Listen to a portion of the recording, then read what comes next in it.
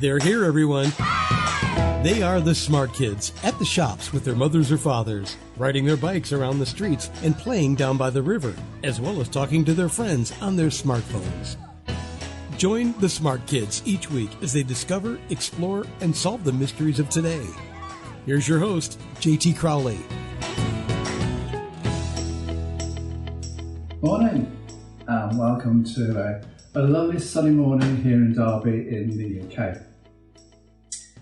Well, last week I talked to you about the first section of building the plot, and that was all to do with the scenery. And I hope you found that useful. And talking about scenery, you'll have noticed that from the last podcast to this one, I've had my hair cut. It was getting a bit messy, so I've decided to have a good tidy up. Bit of irrelevant information, but there you go. So, this week, I said I'm going to do the section 2 of building the plot, and this is the storyline itself. So let's have a look and see how I do it, what I do, what I think, and how I go about it. So lesson 4, building the plot, section 2, with a storyline. Firstly, you need to decide what genre your story is going to come under. So let's have a look at some of the options that are available to you. And there's quite a few, believe you me. Yeah. I'm going to jump the gun a little bit here because I started off with fiction. And I've done this deliberately because the fiction generally is the biggest category that people read. But as you see down here, there are other categories. But I'm starting off with the biggest one because this is where I fit in, fiction. So that's why I've started off with fiction. Made up. That's what it means, the word fiction. You've made the story up. It's not. It's been created. So you can. There are various genres. So are you going to write crime? Are you going to write a fantasy story? Are you going to write a romantic story? Are you going to write a science fiction story? Are you going to do a Western story? Or inspirational? A horror book, or historical book, mystery, adventure. So you've got to choose as to what genre you're going to write into. And then you've got to decide, is your literacy genre, is it fiction, or is it going to be non-fiction? Is it going to be drama? Is it going to be poetry? Is it going to be folktale? So here's some ideas. It's not everything that's out there, but it's giving you an idea, you kids, to get your story going and think about it. And as I said, I put fiction there as the literary genre because it's the main area that kids read. But really, and as you see, it does come top of the literary genre. So you've got what? Fiction, then your literary genre, fiction, non-fiction, drama, or romance, science, Western, historic, criminal, adventure, lots to think about. And then thirdly, your writing genre. Well, is it going to be descriptive? Are you going to be narrative? Are you going to be technical? Are you going to be poetic? Are you going to be compare and contrast? So that one really is, you're going to be lots of description in your story. It really is fantasy, thriller, adventure, because there's going to be a lot of description in there. And so is that, it's narrative, because narrative is the story. Technical will probably come under more non-fiction. And that's when, if you're going to write a technical book about technical things, and you tend to get that, kids, when somebody's writing about an engineering book, a book for work, and it needs to be technical as opposed to more descriptive or narrative. So that's where the technical bit comes in. But technical can also come into the themes that I write for, which is spy and crime. Because I love those genres. Because you need to be technical with some of your realistic storylines in crime and spy. You need to go and get research right, as I said. Research is important. Get the facts right. That's what technical is there. It's facts. So if you say something like, describing a plane, and you want it to be realistic, then you've got to go and research that plane. What does it look like? What's the name of it? Its full name. That sort of thing. Technical. So I write in, as you see later on, crime and spy, so I'm more narrative and technical. That's where I'm coming from.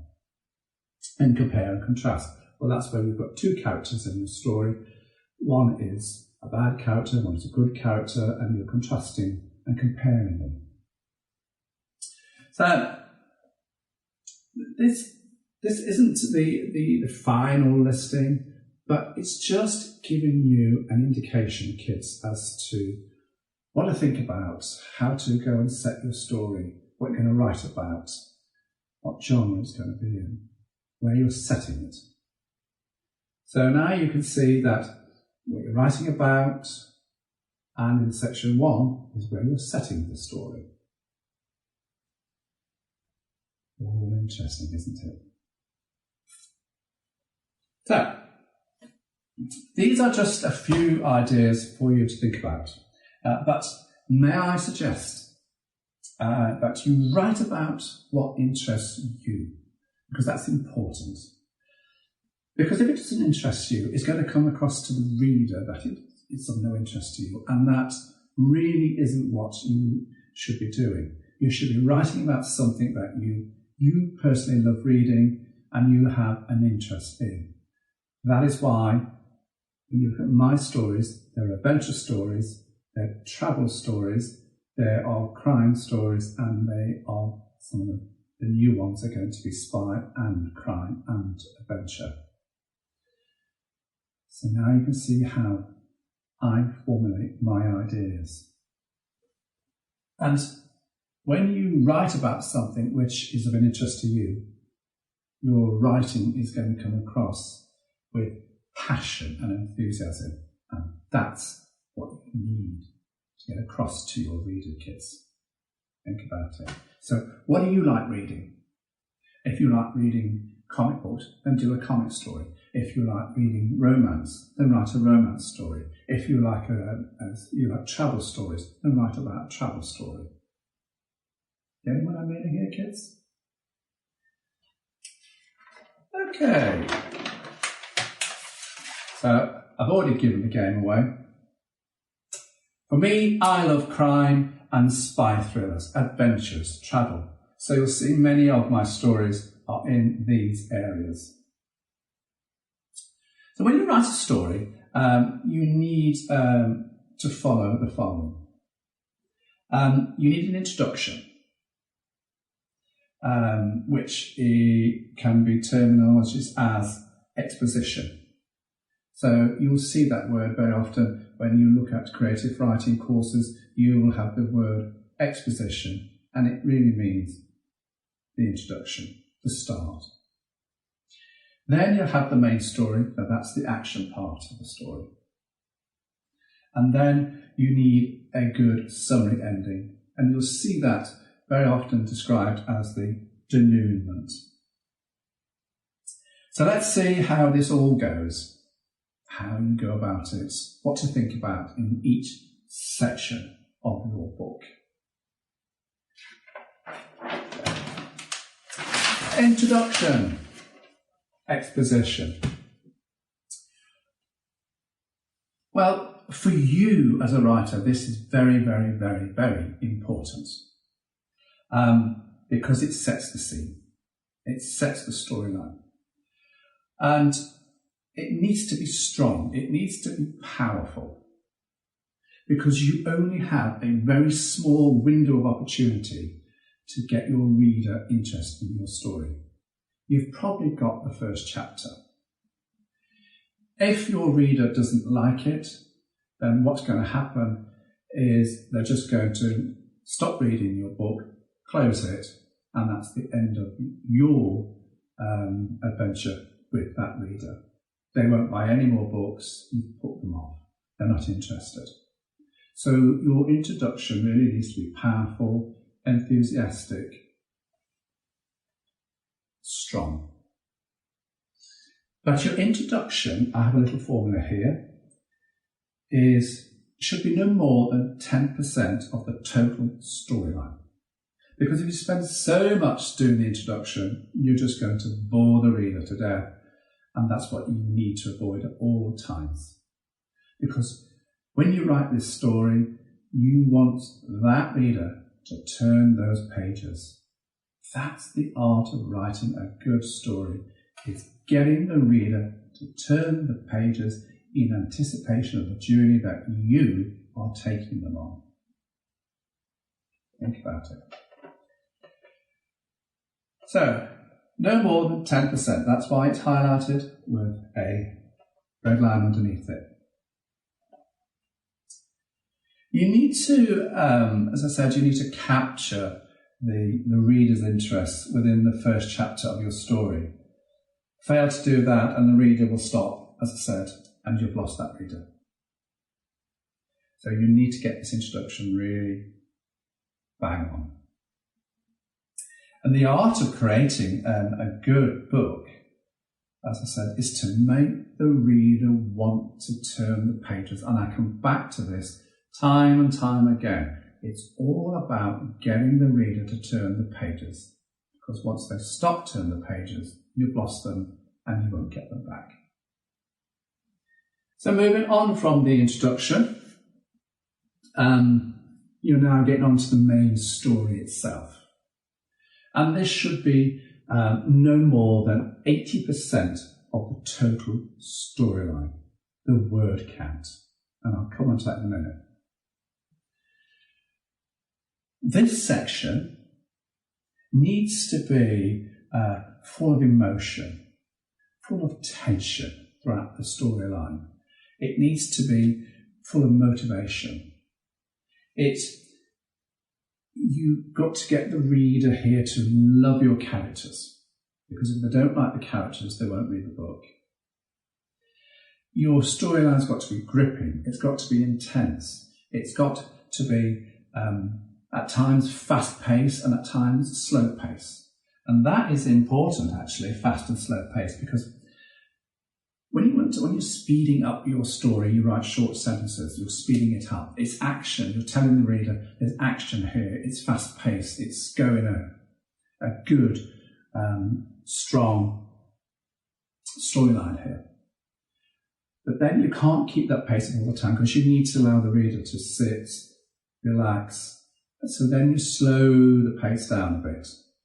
You can't keep the reader at the same pace. So you go fast, you go slow, you write short sentences, you write long sentences to do that. So you're engaging the reader all the time. And the whole point of the action of doing all this, the tension, the motivation, the thrill, the spill of the chase, taking them on a different world, is all about taking your reader to another world. It's escapism. You read a book, you escape the world. And if it's a good book, if somebody comes in and interrupts you, you go, no, just go away a minute. Or, oh, can you just do this? You say, just let me read the next page, just let me get to the end of the chapter, I'll be with you in a minute. That is the sign of a good book. Plenty of action. And your action part of the story really does not have to be too descriptive. And you need to stick to the storyline. So there's a thought that I put in there for you. Your book should be all killer, not filler. little caption there for you to think about, guys.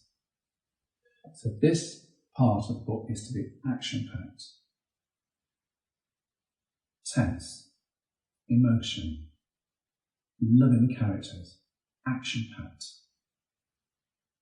Yes, you put your descriptive bits in because that's important, but don't overdo it. More killer, less filler.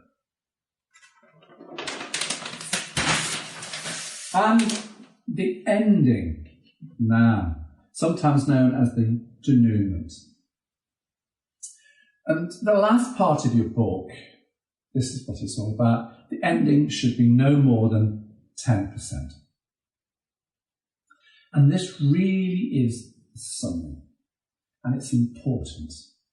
Just as important as the introduction and the main storyline itself. It's the part that pulls, summarises the story. It brings it to an end. It gives it closure. Especially a crime or a spy book. You know, who did the murder? How did they do it? What was their motive? And with the spy one is, how do they carry out this story? How do they come to their actions, their thinkings? What happens? Was the spy caught? If you were the spy, were you caught? Why were you caught? How were you caught?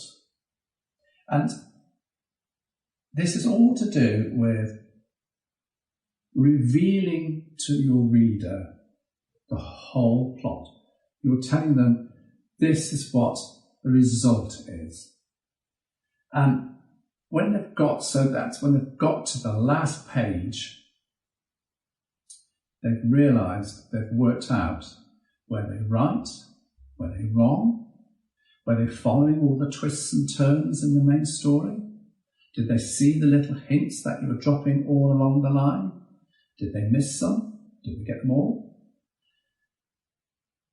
And this is you at the end, tidying up the story, revealing the outcome. No point in doing it early on, because if you do that, they say, well, I don't have to read the book. I've already found out what the result is, what the effect is, what the outcome is. So you leave that to the end. Are you following me, kids? Yeah. So, and also for romance or adventure stories, was it a good ending?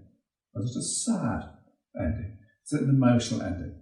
And you'll tend to find that with most romance ones or adventure ones, they tend to be good, because you don't want to leave your reader feeling sad or depressed at anything. You want to leave them feeling good. But by the time the reader has got to the last page, you should leave them thinking, wow, that was good. I didn't expect that. Oh, that is, wow, I must tell my friends about this book, to go and get the book. And because they've got that wow factor at the end, they're then thinking, well, when's the next book coming out? And that's the whole trick. The whole trick is to get your readers to turn the pages. Yes, I'm coming back to that again. And by the end of the book, they want to know where the next book is. And this is all about the art of being a successful writer, author. Now, you might have noticed a little formula as I was going through the introduction, the action, and the ending. I said an important formula, you might have spotted, is here. 10, 80, 10. 10% of your book should be no more than the introduction. 80% of the book should be the main action, the tension, the motivation, the thrills, the spill, the loving of the characters.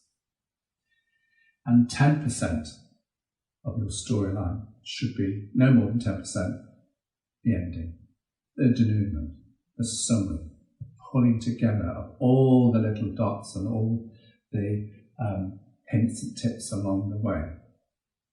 That's how I tend to write my books, on that formula. As well as one main character, 2 to 3 sub-characters, all the floating characters, the scenery, which I went about last podcast, and now this podcast. Here's another thing for you to think about, the formula 10-80-10. 10% introduction, no more, 80% the main storyline, 10% the ending. You might find that useful, guys. Try it, see what you think. So for my Icelandic story, as I said, the main character is Aldabud, and then the sub-characters are Haldor and Fanna, and then you've got the floating characters. The scene is in Iceland. It's in a village in Iceland, but I've not told you what the plot is about. So here we go. I'm going to use the formula 10-80-10, introduction, main and ending. And it's going to be a fictional story, made up. It's going to be a crime thriller. And for those of you who were following from podcast 1 on this new section of writing books, I told you in the characteristics of Aldabud, who was interested in criminology. So I dropped you a hint there as to what the story was going to be about, what genre was. It's going to be a crime thriller. And the story will be a narrative one, the writing genre, narrative one, and with some technicalities in it, because for crime and spy books or adventure books, travel books, you need to put some facts in, and those facts need to be right. So they need to be technical. You need to do research. Well, what we're going to do next week? Wait and see. And that's all part of the suspense. Intrigue. So wait and see. But until next week, thanks for listening on this wonderful sunny day here in Derby in the United Kingdom. I'll see you next week. Thank you for listening. Hope you're enjoying the podcast. Stay safe. Thanks for listening to The Smart Kids. Want to follow more of their adventures? Check out The Smart Kids by J.T. Crowley on Amazon.com now.